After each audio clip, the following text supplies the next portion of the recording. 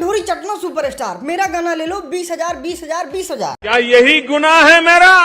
ले लो भैया ले लो, भोजपुरिया गाना बस 10 रुपया 10 रुपया 10 रुपया। बहुत तकलीफ में हूँ, इतना कि मैं अपने जीवन में इतना तकलीफ कभी नहीं हुआ था मुझे। हेलो दोस्तों, मेरा नाम राजन सिंह मुकुट है और आज की इस वीडियो में हम आपको बताने वाले हैं कि आखिर ये भोजपुरी के सुपरस्टार एक गाने का चार्ज कितना करते हैं। अब आपके मन में सवाल आ रहा होगा कि जब ये चार्ज करते हैं तो खुद अपने चैनल से ही गाना क्यों नहीं रिलीज कर देते हैं। ये भी सवाल का जवाब आपको इस वीडियो में ही मिलेगा। और आखिरी सबसे इंपॉर्टेंट सवाल कि आखिर जब आपको सुपरस्टार का गाना खरीदना होगा तो आप कैसे खरीद सकते हैं, सारा जानकारी आज की इस वीडियो में आपको दिया जाएगा। चलो भाई देखो अब मैं क्या करता हूँ। हाँ, एक बात आपको और बता देते हैं, इस वीडियो में हम बात करेंगे 7 सुपरस्टार के बारे में और शुरुआत करेंगे सबसे सस्ते से और लास्ट में आपको बताएंगे कि भोजपुरी फिल्म इंडस्ट्री में सबसे महंगा सुपरस्टार कौन है गाने के मामले में और कमाई के मामले में। तो फिर जय भद्रकाली सरकार। दोस्तों 7 नंबर पे आते हैं।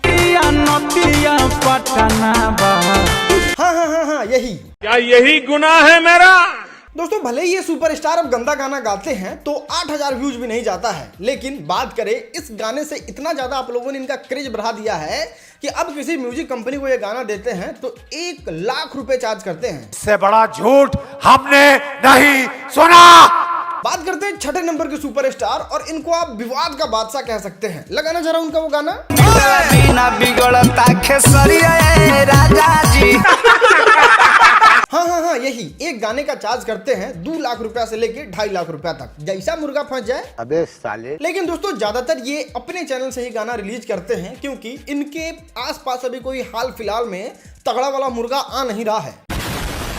दोस्तों बात करते हैं 5वें नंबर के सुपरस्टार के बारे में और उनका नाम है अंकुश राजा। एक गाने का चार्ज करते हैं 3 लाख रुपया और इनका गाना इतना ज्यादा अच्छा, साफ सुथरा और प्रोफेशनल होता है कि अगर किसी चैनल पे आ जाए इनका गाना तो चैनल का कद जो है ना वो एक स्टेप बढ़ जाता है। इसलिए ये इतने ज्यादा फेवरेट सुपरस्टार हैं भोजपुरी में मेरे पर्सनल। उससे मेरा क्या फायदा, मुझे क्या मिल रहा है। दोस्तों बात करते हैं 4थे सुपरस्टार के बारे में और इस पोजीशन की लड़ाई जो है ना वो 2 सुपरस्टार के बीच में है।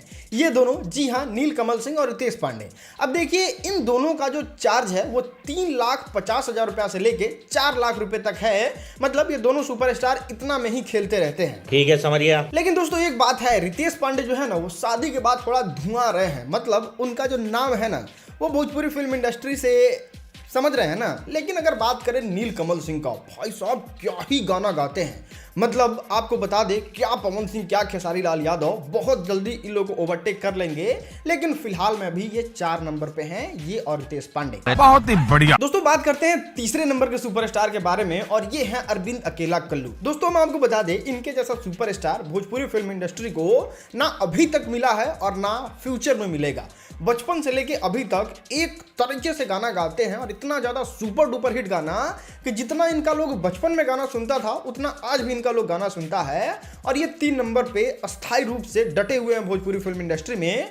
और एक गाने का जानते हैं चार्ज कितना करते हैं? 4 लाख रुपया से लेके 4.5 लाख रुपया तक इनका रेंज होता है और ये गाना भी बहुत तगड़ा गाते हैं। अरे बाबा। दोस्तों बात करते हैं 2रे नंबर के सुपरस्टार के बारे में और ये है खेसारी लाल यादव। एक गाने का 5 लाख रुपया से लेके 5.5 लाख रुपया तक चार्ज करते हैं। और बता दे, एक महीना में 15 से 20 गाना रिलीज करते हैं। 1 करोड़ रुपया पॉकेट में रखे और लाइव आके तो पूरी खानदान को लपेट दूंगा मैं। दोस्तों बात करते हैं नंबर 1 सुपरस्टार के बारे में और वो है पवन सिंह। अब देखिए पवन सिंह भले ही सबसे महंगे सुपरस्टार हैं गाना गाने के मामले में, लेकिन खेसारी लाल यादव के आधा का आधा पैसा भी नहीं कमाते हैं। जी हाँ, बात करें पवन सिंह के गाने के तो एक महीना में 4 गाना रिलीज करते हैं और 28 से 30 लाख रुपया वो कमाते हैं। और बस 3 गाने में उनका कहानी खत्म। एक गाने का 7 लाख रुपया चार्ज करते हैं और उतना में ही पवन सिंह से आगे जाने में दूसरा जन्म लेना पड़ेगा बेटा। दोस्तों अगर आप म्यूजिक कंपनी खोलने के बारे में सोच रहे हैं और सोच रहे हैं कि हम इनसे गाना ले लेंगे, इनसे गाना ले लेंगे या फिर इनसे गाना ले लेंगे, तो आपके सामने है एक बहुत ही आसान रास्ता। पैसा दीजिए और ये लोग तो बेचने के लिए इन्हें गाना गाते हैं। आप इनसे गाना लेके मस्त म्यूजिक कंपनी चालू कर सकते हैं। लेकिन आपके मन में सवाल होगा कि आखिर इनसे हम म्यूजिक ले कैसे। तो सबसे पहले तो इनके मैनेजर से बात कीजिए।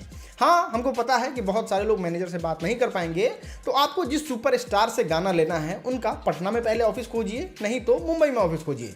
जहाँ पे ऑफिस मिलता है वहाँ पे जाके सुपरस्टार से मीटिंग कीजिए, पैसे दीजिए, गाने लीजिए और इस तरीके का म्यूजिक कंपनी एक ही सुपरस्टार के नाम पे खड़ा कर लीजिए। उम्मीद है ये वीडियो आपको इन्फॉर्मेटिव लगा होगा। फिर मिलते हैं नेक्स्ट वाली वीडियो में, तब तक के लिए बहुत बहुत धन्यवाद।